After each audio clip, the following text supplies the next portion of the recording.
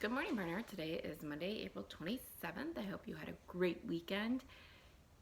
No big announcements for today, just maybe a thought that I heard from someone else during this school closure or time together with your family, you may want to consider creating a family journal, put it in a common space, and anyone in the family can, during the day, take a time to write a note or two about what's happened during the day or during the week so that you can create a family journal or family thoughts about how the stay-at-home closure, the pandemic, went for your family, so that maybe 10 years, 20 years from now, when we look back and talk about this time together in the quarantine, how you can think about and read how your family acted and some of the sweet things you did for each other, some of the arguments you may have gotten into with each other, and some of the memories that you may want to cherish and remember in the future. And this can be a great family writing activity. The kids, if you have little kids, they can draw pictures of something that they did that day, or write a sentence, or do a diagram of an activity or something that they want to remember in the future. So just something to think about. That's something I'm going to start with my family as of today. My kids are super excited about that one, I can tell you. But other than that, no big announcements.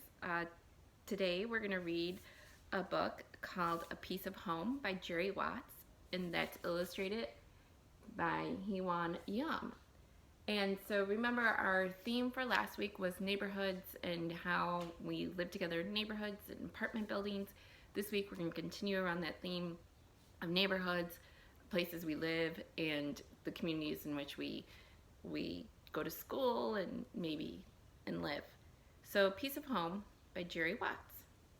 And so we can see a little boy who looks like he's with his grandmother.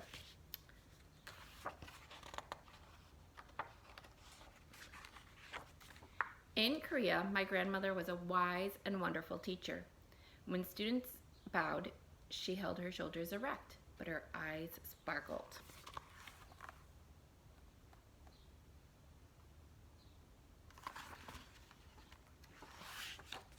Even at home, my grandmother could find the extraordinary held within the ordinary, like how she coaxed her flower shrubs to blossom into dashing flowers, revealing their bright red centers.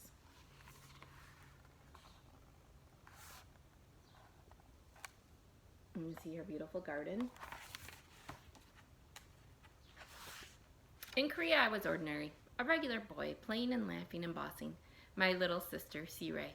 I was not extraordinary, not different. I was just me, like so many others.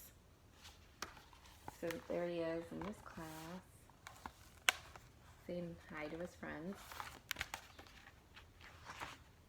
In Korea, my father, who always did the right thing, who always did what was expected, surprised us all. He accepted a position at law school in West Virginia. Who would expect West Virginia? He laughed, and so did my mother. I did not.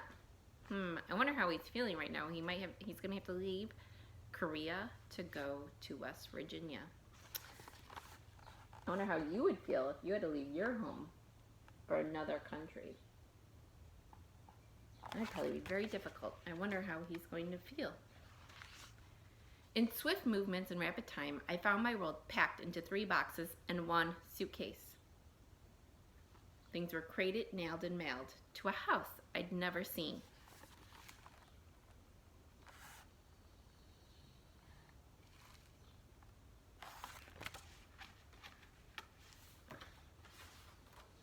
In West Virginia, my grandmother stays at home, and she does not hold her shoulders erect, and her eyes don't gleam. Not at all. In West Virginia, I am not ordinary. I'm different. My eyes are not big and round like everyone else's, and my hair does not tumble in thick curls or make golden halo around my head. My new classmates smile and talk, but it is a sharp noise. Their names sit on stones like on my tongue. Steve, Tom.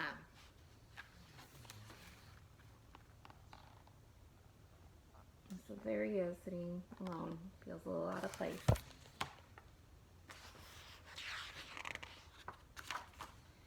Here there are mountains like in Korea, but the sky seems smaller and darker. I miss the lights of our city. The dark here is so black. At night I touch my eyes to make sure they are open. But when the pale moon is full and round, it looks like my face, and a little like the face of the woman who is now my teacher. There he is. I wonder how he's feeling right now. I'm kind of sad. You can see his expression on his face. My teacher is nice. She tries to help. She speaks slowly, as if I am stupid. Lips snapping in sounds my mouth will not make. She says, "Can you say book? B-O-O-K. I try to say I don't want to be here. She nods a lot and smiles, but she knows that I do not understand, and I know she does not understand.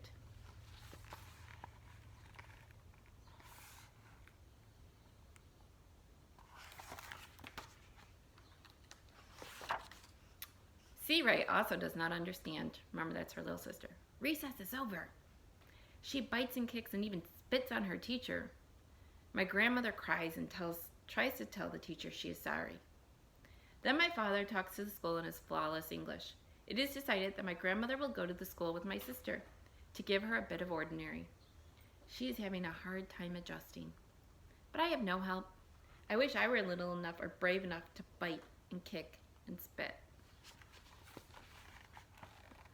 And so there she is, his little sister.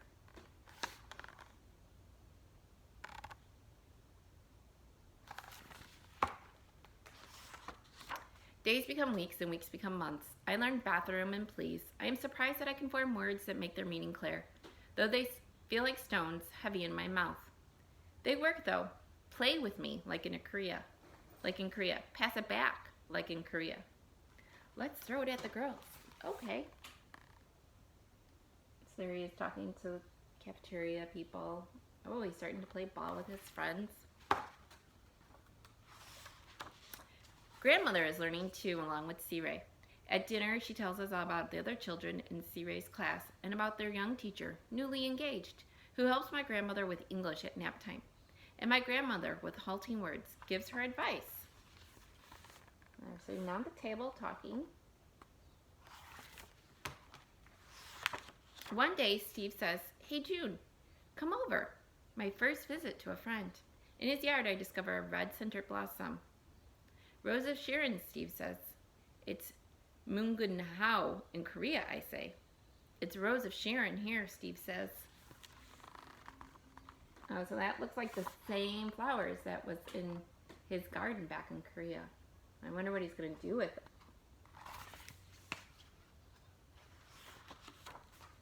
When I leave, Steve's mother gives me Mungunhao blossom and a tender shoot to take home. A piece of heaven, grandmother says. A piece of home.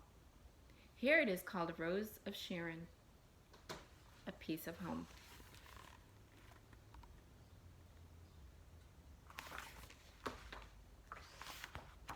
My grandmother plants the shoot, and at the end of the summer, she takes one of the blossoms and sews it onto the wedding dress of her teacher friend, like our family does in Korea.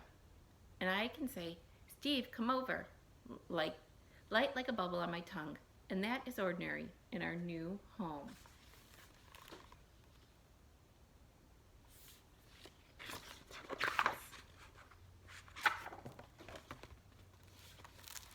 So this book talked about transitions and how people adjust to changes and new places and things. So you can talk about how you connected to this book, right? Or talk to someone, how you connected with this book, or how you overcome a challenging situation in your life.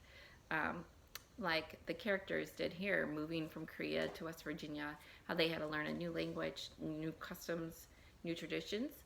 So take time, you can write about the story or talk to your parents and classmates, or not your classmates, excuse me, your parents or your siblings about the book. Have a great Monday. Enjoy the beautiful weather that we have today for as long as we can. I think it's supposed to rain around 2 o'clock. So hopefully, step outside, get a little vitamin D, and have a great Monday. Thank you.